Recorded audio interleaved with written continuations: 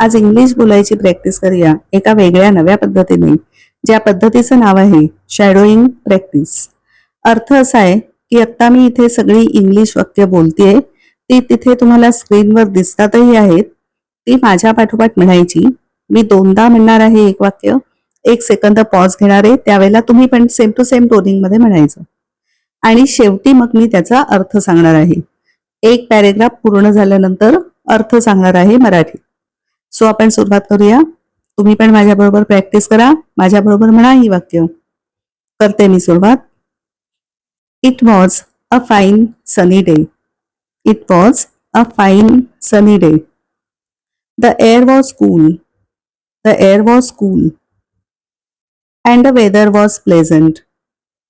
And the weather was pleasant. We thought that we could be wasting such a nice day indoors. That we would be wasting such a nice day indoors. And we all started on our bikes. Started on our bikes for a picnic. For a picnic. Full of excitement. Full of excitement. We were singing and enjoying. We were singing and enjoying. While we were halfway,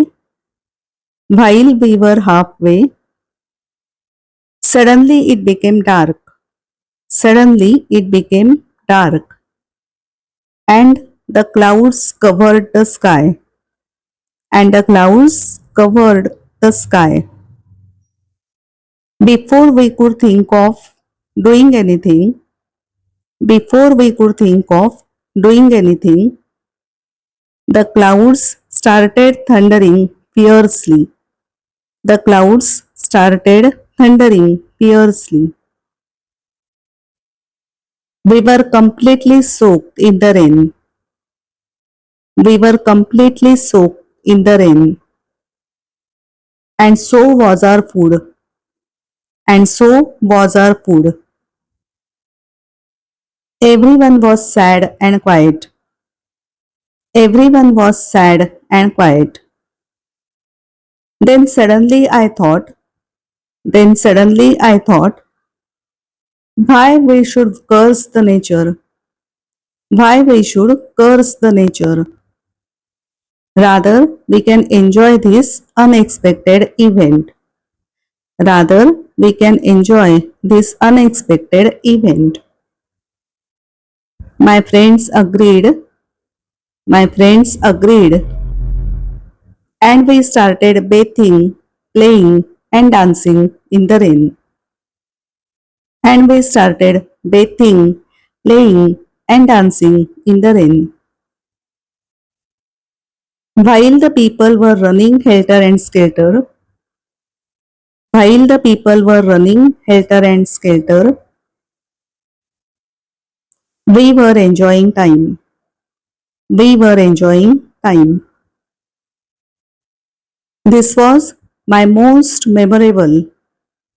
This was my most memorable but unexpected picnic of my life.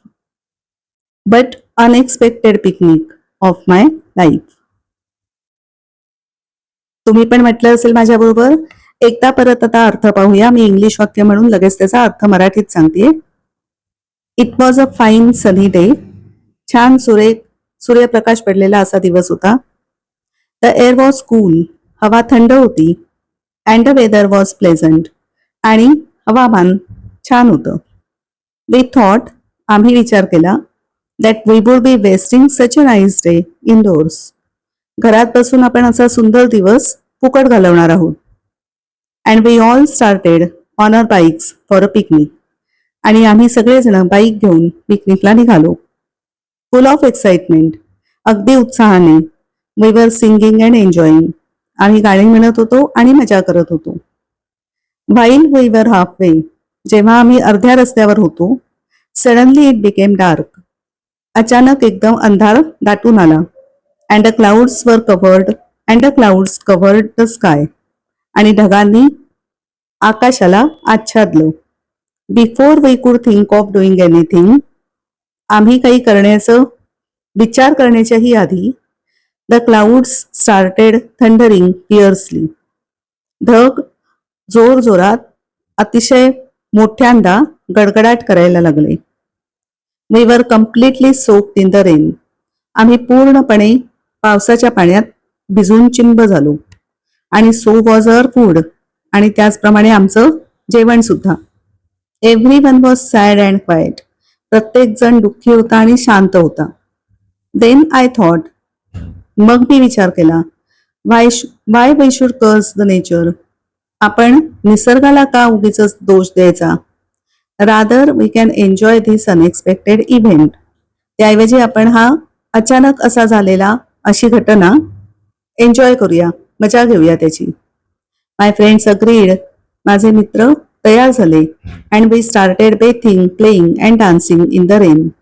आणि आम्ही पावसात आंघोळ करायला, खेळायला आणि dance करायला, नाचायला सुरुवात केली.